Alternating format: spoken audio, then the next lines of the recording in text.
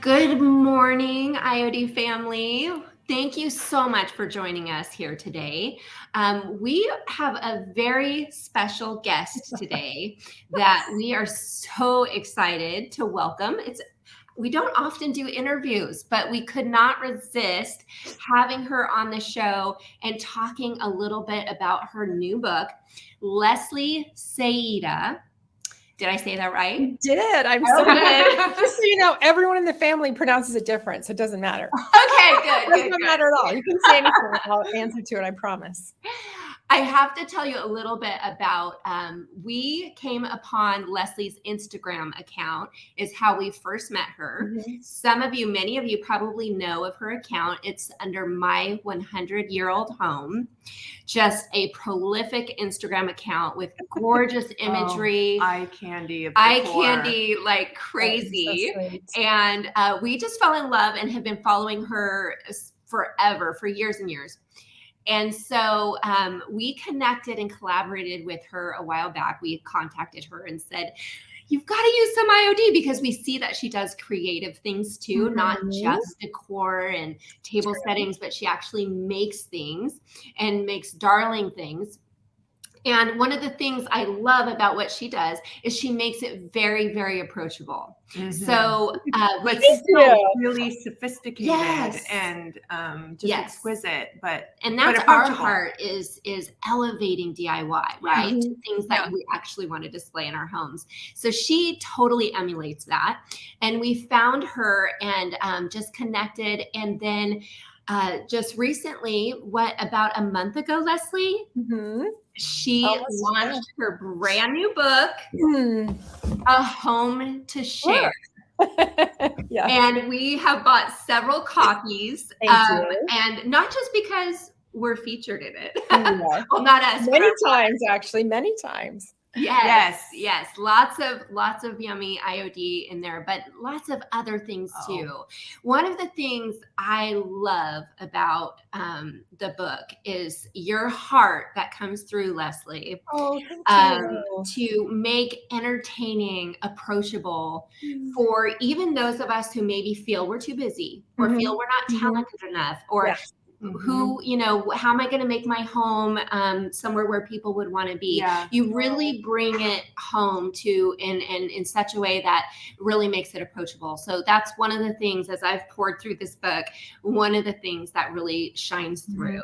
Yes. So yes. And just to catch up those just joining in a bit late, it is A Home to Share. This is fabulous, full of amazing photography and eye candy and projects. Thank you. Oh my gosh. Entertaining is my favorite thing to do. And I have entertained. I mean, when I was in college, I entertained. Even when I lived in the sorority house, which is kind of weird. That's awesome. There's something about watching that expression on your guests' faces when you do something special. And I'm not talking that it has to be expensive. I'm not talking you have to be an amazing cook. Sometimes I laugh and think I could serve McDonald's hamburgers at some of these parties and no one would notice because the experience is what's so incredible. And it's just taking the time.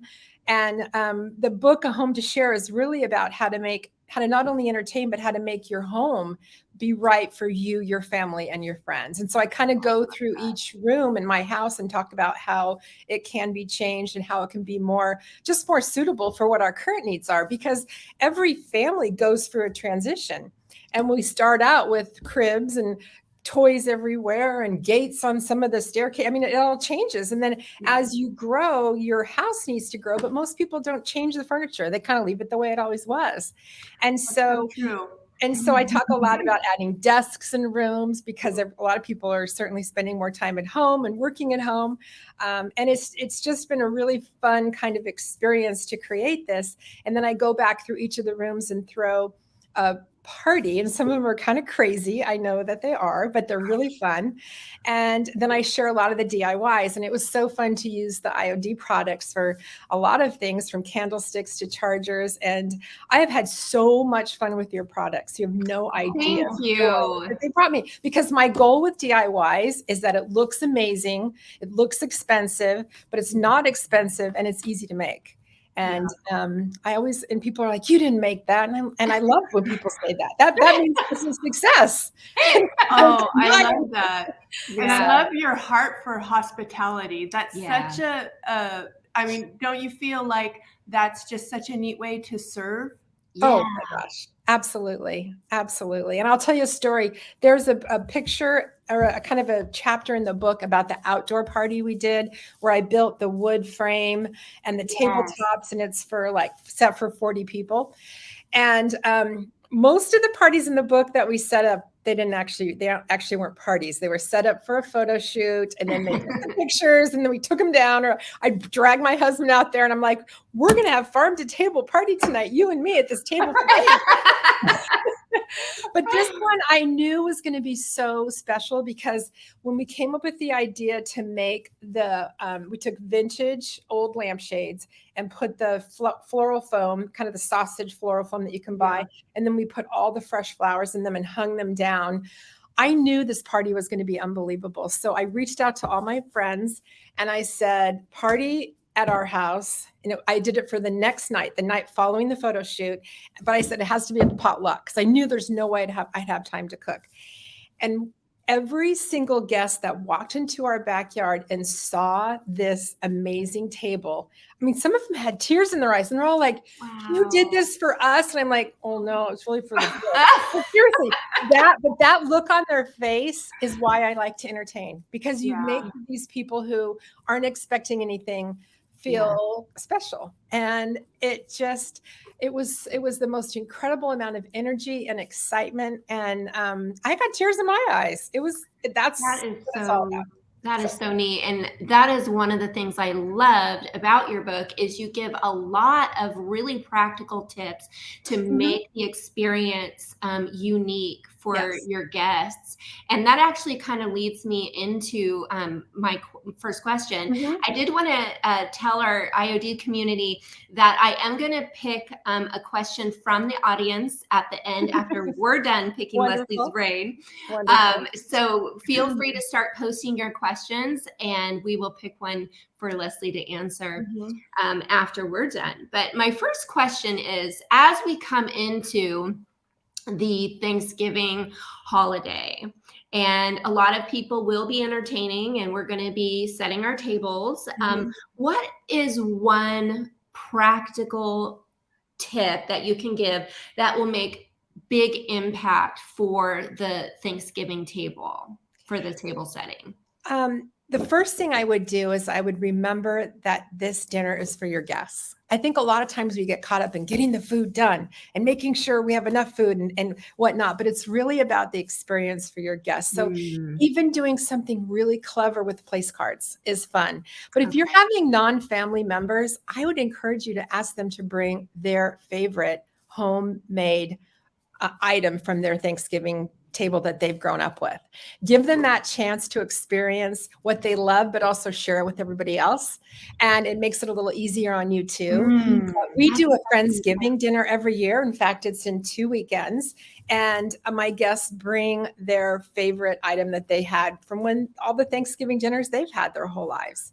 And so everyone I'm sorry. I was just going to say, I love that tip because I always tend to feel like the cooking's a burden. And so I do it all myself. I do enjoy it, but I don't reach out and I don't have people bring things. Because you don't want to burden others. Because I don't want to burden others. Exactly. But what a neat way to look at that for them to get to share some of their family holiday history with the group. And some people, and some of my friends are like, no, we don't have anything. You're too good of a cook. And I'm like, and they're like, will you give me one of your recipes? And I'm like, are you sure? And they're like, yeah. And I'm like, fine, here's the recipe for my favorite, sweet potato casserole. And then they're super happy too. But if somebody feels like they're contributing, it's great. Now that's important, but here's the most important tip. The thing about a table is you don't want it to feel intimidating. You want to have it feel inviting. And so sometimes that perfectly set, matching everything table just has that sense of, oh, wow, which fork do I use? And, Yep. it's intimidating. Make it inviting. And I think the easiest way to do that is with mixing and matching. Don't worry if you don't have a place setting of china for 12. It's better if you don't, because you can take various different plates and mix everything up. Oh, I And love that. as much as it'd be great if you could keep it within one color theme, you don't have to. Brown and blue look so great together. Yeah. And I mean, if you think about the different color combinations, but by using mixed glasses and mixed silverware, I can't tell you, I don't think in the last 10 years, I've served a fancy table with matching silverware. I always have a combination of my silver and my silver plate. In fact, I put it on the dishwasher, but that's a whole nother story. But what's so great about that mixing and matching, it's just more comfortable and it's more inviting. And I think that's definitely what you want your guests to feel. I love that. It does. It creates just a relaxed feel, but Yeah. it's charming, right? Yes. It's not, it doesn't seem like you didn't care.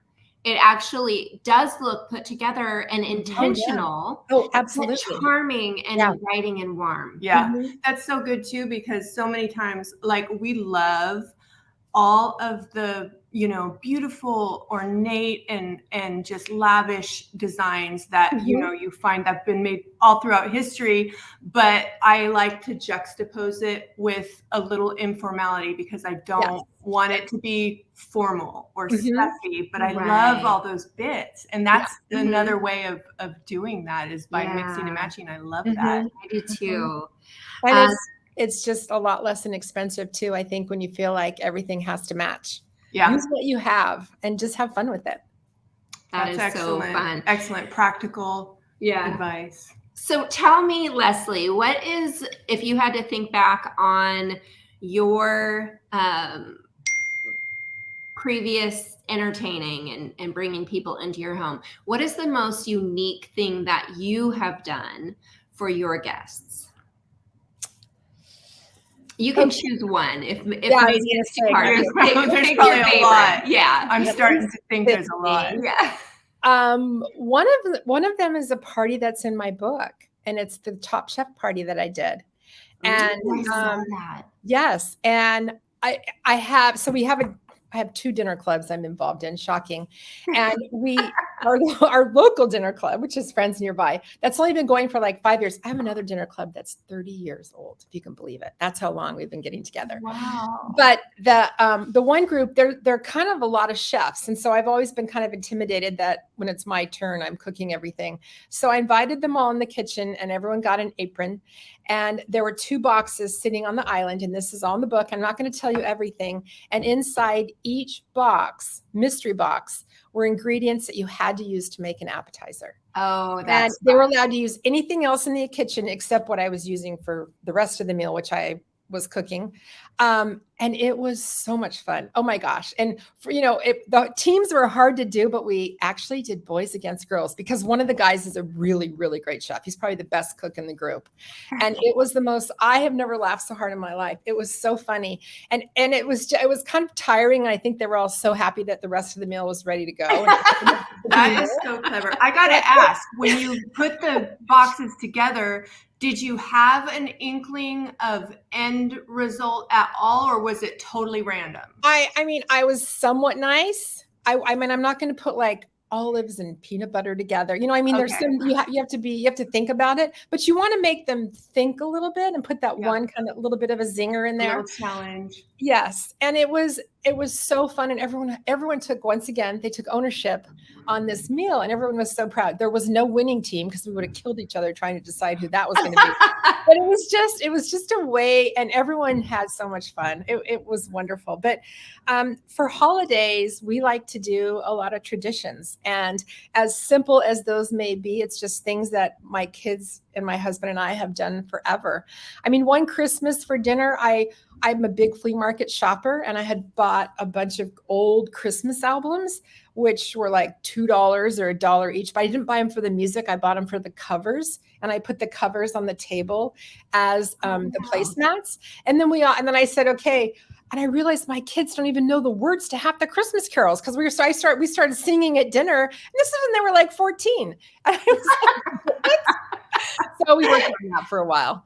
But I just want to have fun and do unexpected things that my guests don't expect. And I think love that. I do too. And those fun. creative, unexpected ideas seem to be just pouring out of you. I Well, love that. the thing is, they're not expensive to do. They take a little bit of thought, and they don't have to be crazy. But even just setting a table in front of a fireplace and having a dinner party there for 2 or 4 or however many is wonderful. And anything I can do outside is great, because you don't need any decor. You just set a pretty table and you're outside, and there's light and everything. And it's amazing. I'm already noticing a theme throughout your ideas and the way you talk about them. And that is not taking things too seriously. Oh, no. No, never, not stuffy. And that's why I like the table so much. And when you set a beautiful table, that's great. But I feel like it's intimidating. And we're a pretty casual family. My boys are 31, 29, and 28. And so we laugh a lot. There's more wine glasses on the table than anything, I'll warn you.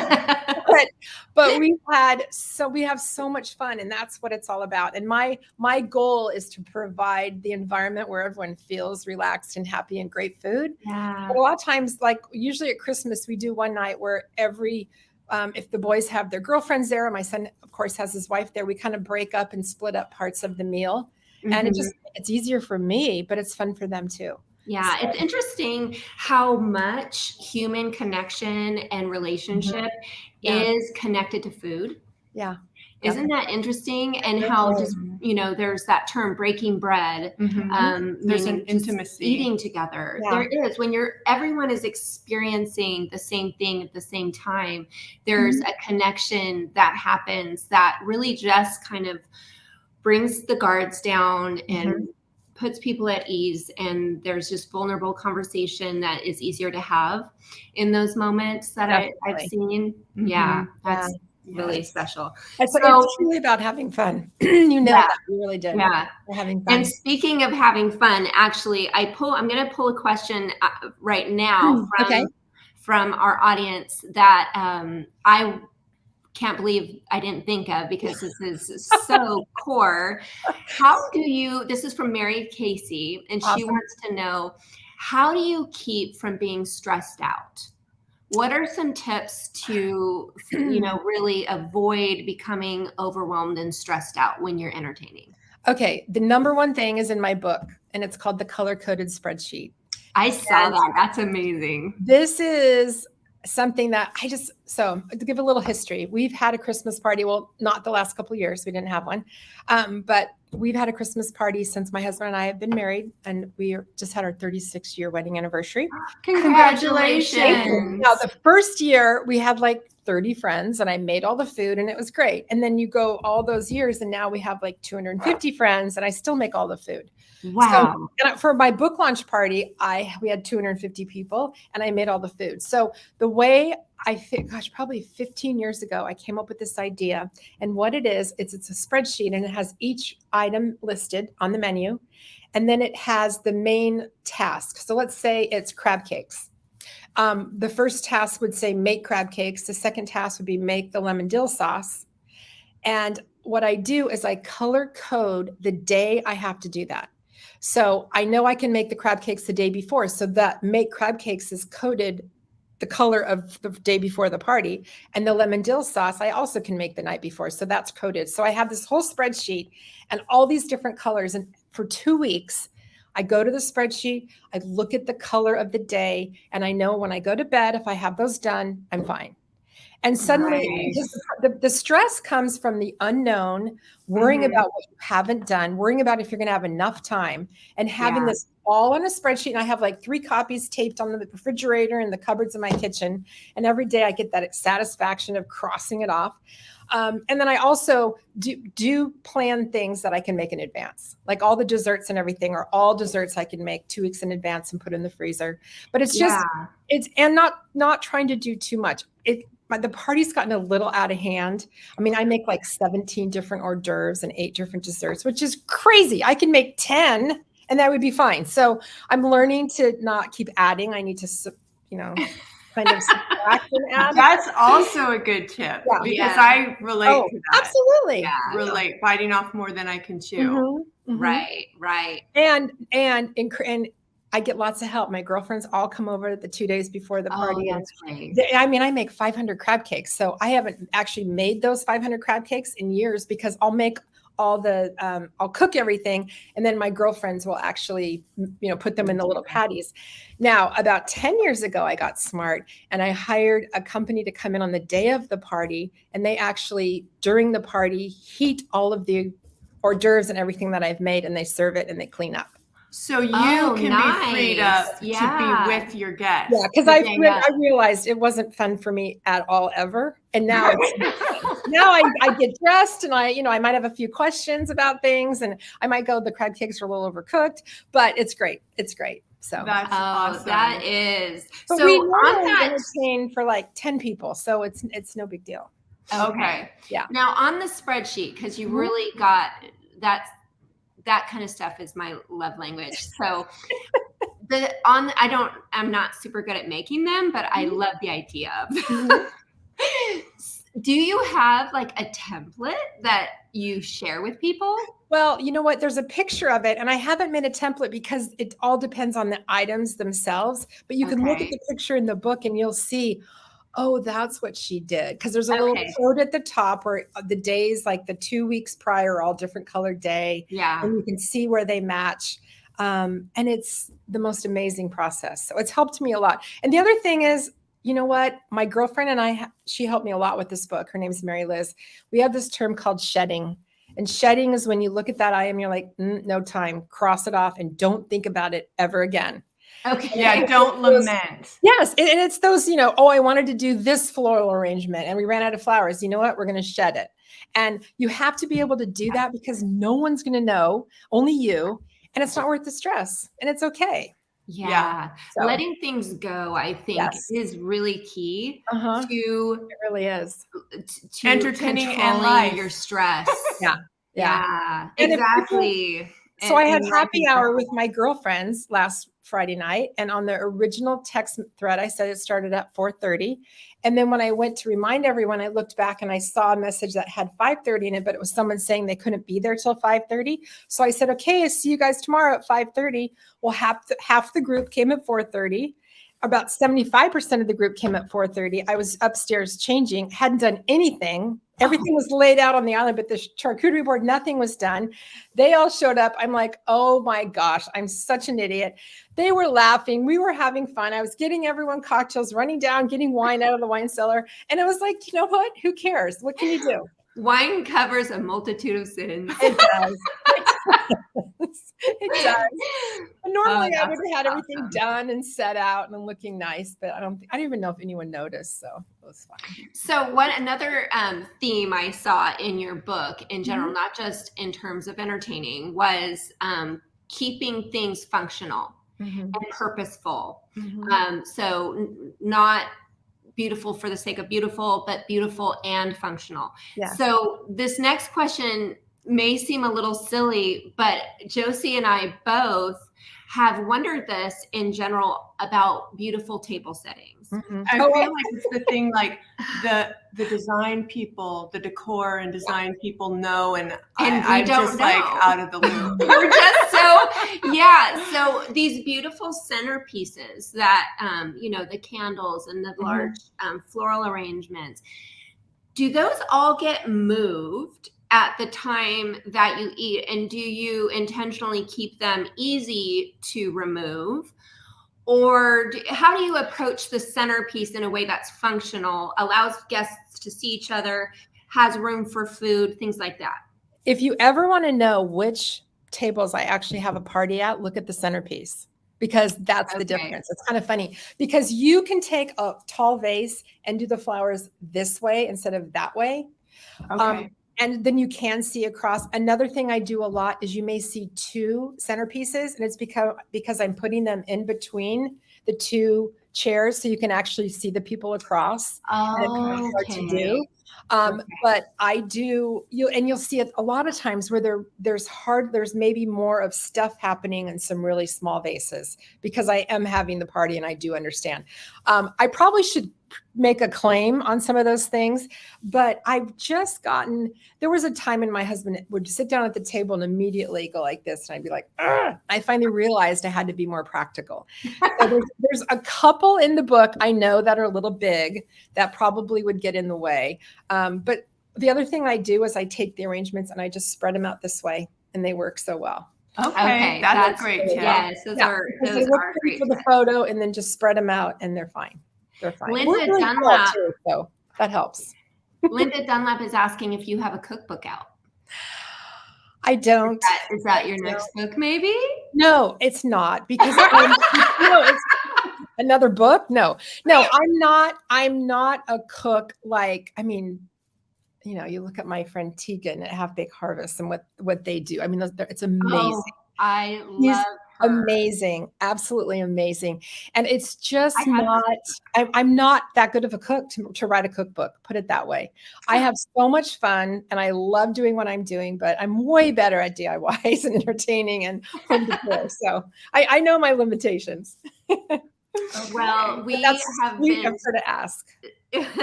We have really enjoyed having you and being able to ask more questions. And we will be actually featuring Leslie on our blog coming up soon as well. So keep a lookout for that. And definitely don't forget to get your copy of A Home to Share. There is so much goodness in here, you guys. It's not just about entertaining. It's about making your home inviting and warm for your friends and family. Yes. So treat hospitality yourself, in general. Make a little time to sit down in a corner, cozy with your cup of tea and just enjoy it. It's wonderful. Yes. And you can find it just about everywhere. It was so funny, on the same day, my sister-in-law and my sister, one in Southern California and one in Atlanta, sent me a picture of their favorite store that had my book. My sister said she screamed because she couldn't believe that it was at this little tiny amazing store. But you can buy it online. Anywhere you buy a book, you can find it. So yes, you can find it. We ordered ours on Amazon, and I will actually have a link to the book on Amazon on this post. I forgot to put it, sorry. But I will add it to the post after this interview. So if you're rewatching this interview, look for that link. It'll be in the description of the post. Thank you so much. You guys are so amazing. Thank you, Leslie. We feel the same about you. It's just been a treasure to get to know you and to just collaborate with you and just bask in all of your beauty and all the beautiful things that you make. You bring such beauty into the world. Very much an inspiration, Leslie. Thank you. I appreciate it. Okay. All right. Thank you. Bye. Bye.